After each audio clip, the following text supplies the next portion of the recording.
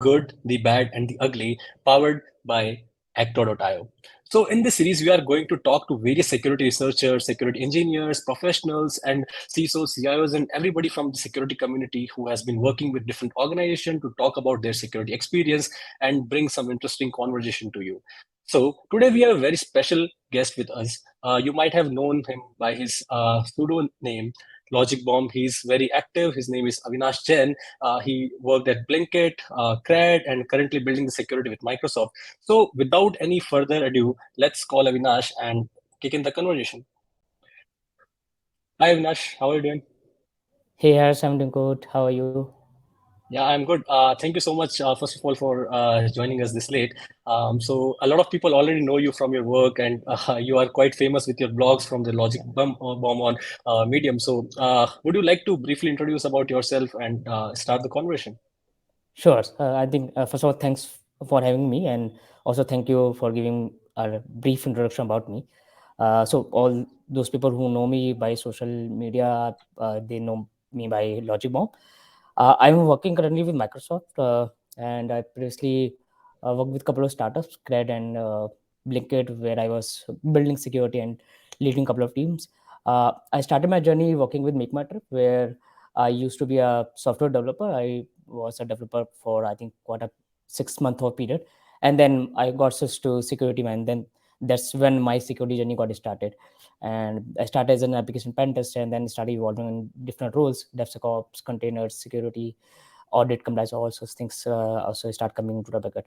So yeah, that's a small introduction about me. If you want to know more about, and if you want to read my blog that I occasionally publish, it is at logicbomb.in. And also if you need any help in the area of security, feel free to hit me. Yeah, that's quite a quick and intriguing introduction about yourself. So, like you already touched base upon a lot of things that I was about to ask. That you have built security with different companies, different startups, right? And currently you are building the security with Microsoft. So, can you please quickly explain like what were the initial challenges that you were facing when you joined the organization at the first, and how are you, progressing now since you might be implementing different techniques and stuff like that. So, can you please explain a bit of your experience? Yeah. So, as I said, I started my journey as a software developer, and I think I believe that someone who can write code, they can be a better hacker, and that pretty much helped me to, not shine, I would say, but to outclass in the security domain. And I think, and when I started my journey as an application pen tester, I think there was a time when I started seeing all this bug bounty thing. So I for a small period of time, I think 2 or 3 years, I was an active bug bounty hunter, where I explored the world of bug bounties and understand how those things looks like. From the outside it looks like very shiny and having a lot of fame name, but from inside, I've been also on the other side of bug bounty, where I used to I basically laid all the complete bug bounty program in my previous company, and been treasured in different events. So I understood the experience that someone who is sitting behind the walls, like what they have, and that actually helped me in understanding the in out of bug bounty, in out of bug bounty program, and various other domains of security. Uh, and while building security at Grofers, I think the first thing that always reminds me is that I always been looking for those people who has an interest in security, because a pass out college guy, generally company colleges focus on coding and writing codes if you are from a CS or EC background, but what they lack is teaching them security from the very scratch, or Yeah. not from a scratch, I would say, from the root. And that, and I think you will not find many people from the college having done too much work in security, but what you will find is they have some interest in security. And that's when I that's the criteria when I started hiring for security engineering role, that people, any guy who has an interest towards security and know how it works, and know how to write codes. I think that was a key for me to build a good team at Grofers and previous companies as well.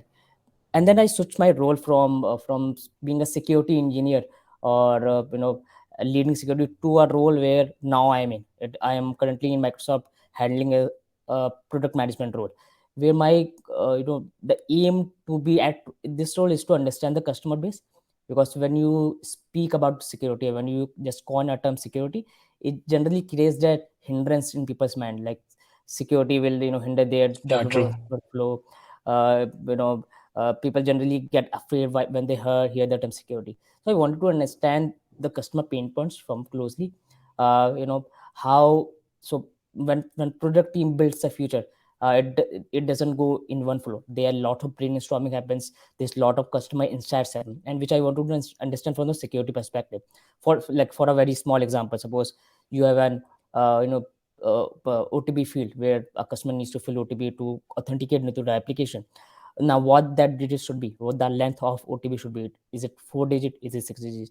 So bringing the balance between the usability and security is something which I wanted to learn. And again, because being in a B2C or B2C market, you need to deal with your customers. You cannot just go Yeah. about rolling out every feature and bringing security in them. So you need to understand the balance between security and the usability, and that's the reason that I switched my profile from technical security engineer to a product guy. And that occasionally helped me to understand the customer base, customer pain points, and doing various type of customer insights and analysis to touch base their problem. And yeah, and Yeah. that's how I landed at Microsoft. Yeah, it's always hard to explain to the developer audience that, even if it's behind the firewall, it can still be bypassed and hacked. So yeah, there's already a big debate when it comes to usability versus implementing the security. So like since you have mentioned that you have been like different roles, like from a bug bounty hunter to a security engineer to a product management right now, right? So you might have seen a lot of people are rushing behind, like actively into bug bounty, or like and like totally focusing on how can they set up themselves in a kind of environment where they are getting a regular income from bounty or something like that. What are your thoughts, like how one should approach when it comes to security? Because people who is focused on bug bounty might be missing a lot of actual security things that they should be knowing, they should be doing, right? So can you please share your quick thoughts on that? Yeah. So from outside, bug bounty, as I said, it is like a shiny film. You get a lot of name and fame, and that is what youngster gets attracted to, and that is a normal human behavior. But when you get into bug bounty, it's a very small, the small domain of the whole security world, of whole security, the whole security process. And if you are just into bug bounty, you will miss quite of other things. Either you want to do bug bounty as a permanent, as a primary salary, or as a full time, then it's fine. But if you are hanging in between, you are not able to decide, because at some moment of time you will face burnt out, and bug bounty requires a lot of patience. So it happens with a lot of people that they start bug bounty hunting, and then in some time they just rest and leave. And that's a very, again, that's a very normal human behavior. To understand security from a very closely, you need to you need to gain that corporate experience. And to gain that True. corporate experience, again, you need to work with companies to understand how security in a real world works. So bug bounty and Yeah. security, as though they are interrelated by your terms security, but there's quite a lot huge difference between how security works in corporate world and how bug bounty program or process looks like. So for people who are uh, into bug bounty, and they want to grow in their career apart from bug bounty, I think for them the best part is to gain that experience by working with corporate companies, and they will now see the other 99% part that they haven't seen just being into the bug bounty. And then they will realize that their actual potential might be lying somewhere else. So otherwise they won't jump out of the pool. They won't be able to see the rest of the world. So that's my advice to people who want to explore things outside bug bounty. And that's what happened with me. Though I started as an application pen tester, I've been into bug bounty for actively for 2 or 3 years. And then when I started leading security at Grofers, and then lead teams at Credit, then I understood that there are other things also, tons of things in security which I can learn and I can grow. Bug Yeah. bounty is one piece of that. So I think, yeah, that's how people can explore other thing outside bug bounty. Yeah, so it can be said like the experience that you gain in bug bounty versus in the corporate world is more of like touching the tip of iceberg versus exploring the depths. Because in bug bounty you are limited basically. In, you can explore either unauthenticated application or to a limited gray box application. You cannot go deep like how your corporate environment work, how network works, how red teaming works, and there are like a lot of nuances for this thing. But yeah, so since like you have started your journey with Microsoft, which runs its own bug bounty program, have a very big internal security team as well. So, you might be receiving a lot of vulnerability report, and since we are talking specific to API security, right? So, you must be also seeing a lot of traffic in terms of vulnerabilities on APIs. So, if it were you to categorize a couple of vulnerabilities, or let's say top vulnerabilities that you see from internal teams or from bug bounty, what would be some of the vulnerabilities, and can you also like explain like what could be the one reason that developers are missing, and that's why these vulnerabilities are reoccurring again and again? Yeah. So I think in my experience, being on a bug bounty hunting side and then coming on a Trizer or Defender side and also building the complete bug bounty program, the most widespread and the most common vulnerability that I have seen is improper access control. Yeah, And the subcategory you can call IDORs. So, and yeah, why this is widespread, because it is very easy to find. You can just change the ID and you able to grab the details for some other user, or able to bypass authorization checks. And the other reason why that actually happens is that uh, because there's no detection for manual checks.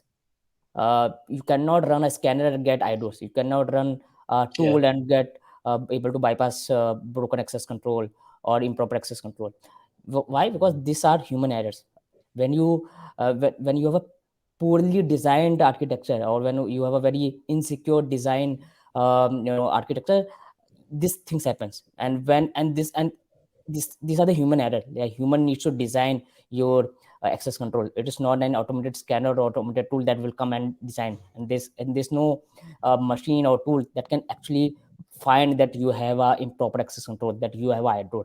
And that's the yeah. reason why still in the market, the major vulnerability that in my experience that I have received is related to improper access control, and the subcategory was IDORs. Where, and again, it is from the bug bounty side, it is also very easy to find. People, Yeah. you don't need to have deeper technical knowledge. You just need to find out how to access some other files, maybe brute forcing some IDs, guessing some IDs, changing the IDs, getting to account, and then finding someone can access others account or not. So easy to find, and lack of knowledge in designing a secure access control architecture, I think, are the two reasons that why still improper access control is having the top notch vulnerability through bug bounty program. Yeah, that's very much correctly said. Like when it comes to access control, anyone with the less technical knowledge can try for it, because you have to do is to change some identifier and see if you are able to fetch data outside your access boundaries. And on the same side, like it's tough for the tools to detect these logical errors. But that's where like Acto is trying to build the scanner where they are trying to implement those capabilities, trying to fetch all the kind of possible scenarios that are already in the market, already in the place, and convert them into some test cases. So maybe I guess that could be one disruptive factor. So if you were to compare the kind of vulnerabilities, API vulnerabilities that you received when you work with startups versus your time at Microsoft, so is it again the IDORs, or you have also seen some sort of differences? Because I guess the new applications, like let's assume let's say Blinkit, right? It's newly developed. It might be using modern architecture versus Microsoft might have a lot of old applications, right? So that's where I guess a big gap comes in when you don't have a proper inventory of APIs. So, can you please differentiate, like, if you have seen any such things in terms of vulnerabilities? Yeah. I think if I compare, uh, you know, the vulnerability landscape now as compared to what it has been 2 years or 3 years back, it changed majorly due to the pandemic era. People have shifted from corporate place to their home, and during this digital transformation, or during this era of digital transformation, what actually happened is that companies now start moving toward cloud cloud Yeah, platform. And and obviously, when you move to a cloud platform, when you move to any other bigger infrastructure, it will increase your attack surface area. And when it comes to cloud, I think the most severe, not the most severe, but the trending vulnerability that has increased in past 2 or 3 years is around SSRF, where Yeah. you have your unprotected metadata APIs. You will be seeing daily dozen of reports where people are trying to access internal details through AWS APIs metadata because they are insecure, they are running at a lower version, and they have don't have they are easier to access through various kind of LFI or RFI. So all that class of vulnerabilities has increased in last 2 years, and that mainly due to the digital transformation that now we are living into, and how a company started adopting a cloud platform. They are moving from physical location to a remote work. They are moving from their physical data centers to a cloud service vendor, and that all these 3 or 4 reasons has compiled to increase the SSRF vulnerability in the field of bug bounty. Yeah, that's very much true. Like SSRF has gained a lot of traction, and that's why it again was included in the vast top tens list. So yeah, as a separate category. Before, I guess it was clubbed with the broken access control. So definitely that's a good explanation. So with this question, like I was also curious to know from your experience when you are testing APIs, because like let's say you were a pen tester in one of the organization, and you were also used to do the pen test, and you were also used to receive the bug bounty reports. So there is always a difference between what you find versus what you receive from, because different minds, right? So what do you think are some common vulnerabilities that often people miss in APIs? Like what could be some interesting things that people should be looking for, or like some approaches if you can share? I think the most recent stuff that I've seen is because companies are ever evolving, because having a high pace of development and moving toward agile methodology, Yeah. what actually companies has turned into is releasing lot of features in a day, or converting their high labor into a very quick tunnel. And that what actually happened is that they miss certain, not, I would not say certain checks, but they miss the other part of security. They might be running scanners, they might be taking into account the P0 P1 class of vulnerabilities. What they actually missing is other P2 and P3, and which actually lands into a Pareto principle, which says that the 20% of vulnerability can fix the 80% of percentage of attack surface area. But Yeah. what about that 20%, which can be fixed by other 80% of vulnerabilities? And that what actually companies are missing. And what the most important thing that in this API environment being missed out is when they move towards building different APIs, or move the architecture from a V1 to V2.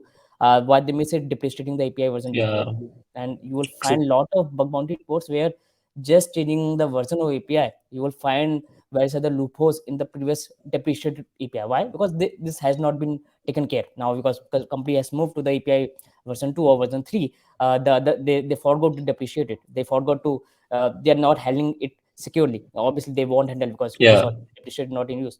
But Yeah. what they are not doing is to make sure that they haven't depreciated it, and they must be using in some in the back end somewhere. And that has caused a lot of, I think, lot of bug bounty reports in past, I think, 2 or 3 years, which I've seen recently. I think in one of the company where I was giving a talk, they I think the report says that around from 10 of the top class vulnerability they received, 8 is due to the previous version that they were still running. Okay. So the That's whole, interesting. Yeah. yeah. So the whole reason is that they might be running into a agile methodology. They might be pushing hard. They might be having a swift pace of development. But in that cost of running and releasing features, multiple features in a day, or having a swift pace of development, they're missing the actual security work. Again, due to the lot of competition that has come into the market. And what that actually happened is that, again, the API thing that I told about. So I think that's something which I recently had an experience with. And I myself, I think it's 6 months or 7 months before I was again passively doing the bug bounty hunting, I found a couple of companies which are still vulnerable on these common attacks. Yeah, definitely. Like API versioning is quite common, easy to detect issue, and people often tend to basically unplug it. They deprecate it, but they don't remove the complete calls from the APIs. So yeah, that's an issue. And this also reminds me that a lot of time developers tend to create some test functions, for example, and they push it to the production as well with the code, right? And then the attacker somehow finds those kind of functions. And so have you ever encountered a scenario where you have find an unconventional API or unconventional function which allowed you to do some interesting stuff?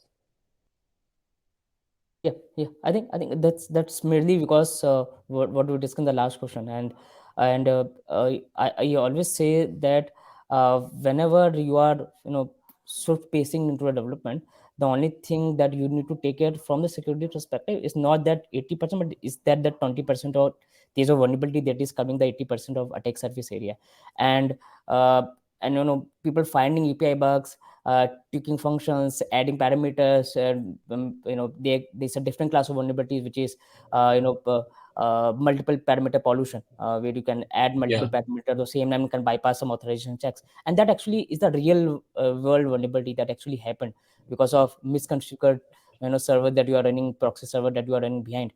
And that actually lends me to say that when people are running into that DevSecOps cycle again, there's a trend now people following towards building DevSecOps, or towards uh, having a DevSecOps environment. I think the thing that they are missing, it is not a, a technical thing to have a DevSecOps culture, but it is a cultural thing where you are not just have to release multiple features in a day, but you need to make sure that all those features are released, and all the security testing being done throughout your cycle, your SDG cycle, your CI/CD security, from the time it get developed, it get written, from the time it got released to the production environment.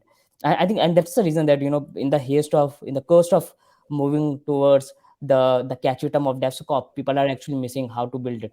And I think I worked with you know a couple of startups as a consultant, and found that the mindset is like that they have to move towards a DevOps culture or DevSecOps culture, but they don't know how to culturally build it. It yeah, is more of a cultural and mental thing rather than just a plug in or plug correct. out system. So I think, yeah, that's one point to your question. Yeah, definitely. That pretty much answers the question. So with this, this also connects to my another next question. That since you are mentioning about DevSecOps life cycle, and people are always in rush to release something, and that's where security is somewhere compromised, right? So what do you think are some major problems when it comes to handling, let's say, APIs or like application deployment in general, and how scanner or security tools like Acto for say can implement that particular security mindset into the teams that are responsible for that particular API. So, what should be some of the best practices to be followed according to you? I think uh, the major problem with the tools that you have in the market are that they're too noisy. Yeah, uh, true. the Either you will get low hanging fruits, or either you will get too much noise. The productive bug to the noise ratio, or the signal to the noise ratio is very low. And and and the actual recently there are a lot of vulnerabilities related to update outdated libraries like log4j, what happened recently.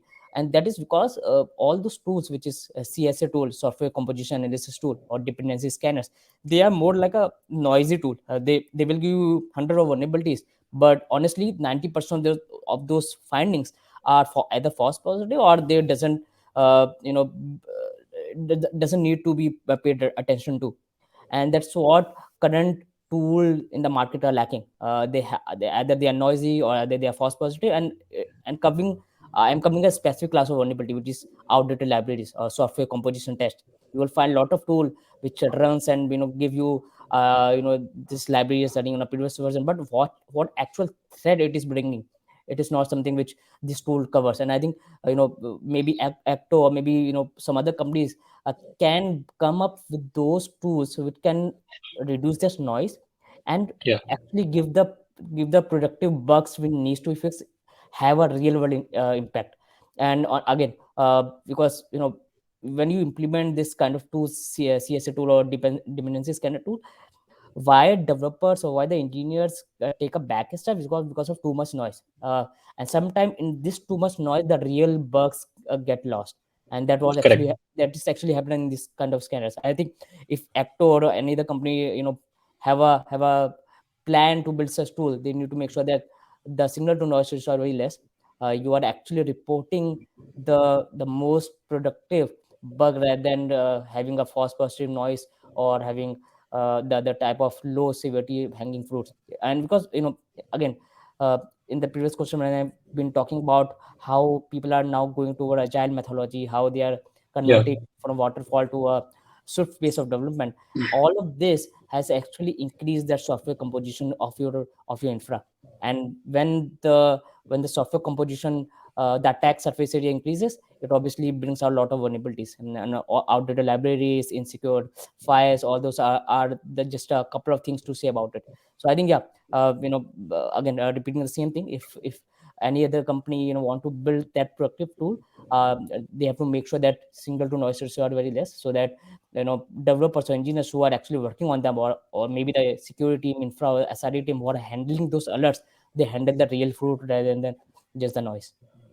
Yeah, that's true. Like you get frustrated when you see a lot of false positive, and it's like you are not going to use that scanner again, and pretty much true. So you mentioned the term signal to noise ratio again and again in your explanation, right? So can you explain quickly what signal to noise ratio is to the audience, so that those who are not aware, like how these two terms work, basically signal and the noise, and how basically it affects the quality of findings, the quality, or how basically teams tend to measure the quality of, let's say, researcher, scanner, or something like that. So it would be really helpful. Yeah. So, as simple as that, you have two numbers, A and B. A is signal and B is noise. So if you have a lot of noise, that means if you have a lot of false positives or low hanging fruits, the actual signal or the actual productive percentage of bugs are getting reduced, and that is what we call signal to noise ratio. So if you have less noise, the dividend, which is signal by noise, is actually increasing. So the Yeah. lesson the noise, the resultant is higher. So when I say signal to noise ratio, that means any tool that you are deploying, or not just in security but into complete software development cycle, if that tool, that scanner, that methodology has a lot of noise, it obviously will bring down the real product and the real productivity, and the real efficiency out of the complete process that you have been deploying. So yeah, that's what I meant when I coined the term signal to noise ratio. Yeah, definitely. That was a perfect explanation. So basically, the better the ratio, better the results, and better the scanner is, or the particular person is. So you might have seen, in HackerOne or a lot of platform, they actually calculate the signal. So Yeah. basically, now you know that what signal means. So now this basically comes to my last question. Like, what are some advices that you want to give to the security team who are responsible for handling day-to-day security of an organization, be it a startup or a big organization? Yeah, I think, so. This is something which I want to give through the research that I did recently. I think there's a talk happening in Bangalore, where we are actually discussing about uh, the publicly exposed asset. And I Okay. did a research over in Shodan and other tools, where I found that more than 90,000 of the most famous SRE infra tool, for example, Kubernetes or Prometheus or Grafana, are publicly exposed over the internet. True. Why it happens? Because as you have a dynamic environment, and your infrastructure is ever growing. And when your infrastructure is ever growing, the visibility of the asset sometimes get lost. And I don't think there's a single tool in the market who gives you a comprehensive view of all the asset that being monitored, and that is also not unmonitored.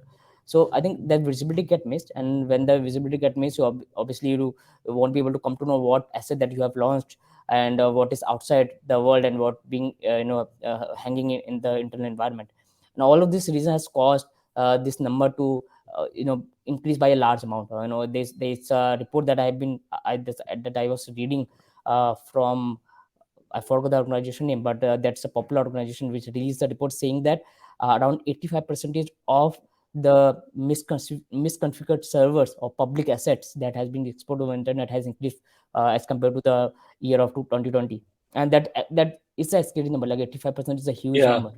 Yeah. Huge And number. Correct. if you just go over Shodan and just have a just run a very simple shutdown query to find MongoDB ports being open on the public environment, you'll find thousands of such colors or such thousands of such databases which are publicly exposed over the internet. So I think the one advice that that actually helped me also is to make sure that you have the complete visibility of the asset that you are using in your company, whether it is in cloud infrastructure, your network, or developed environment. Otherwise, what happens that in the in the quest of giving a lot of freedom to developers or engineers, somehow somewhere they leave some asset running on the production environment, and that get lost on the public internet, and you won't be able to come to know what actually happened and what's actually getting leaked.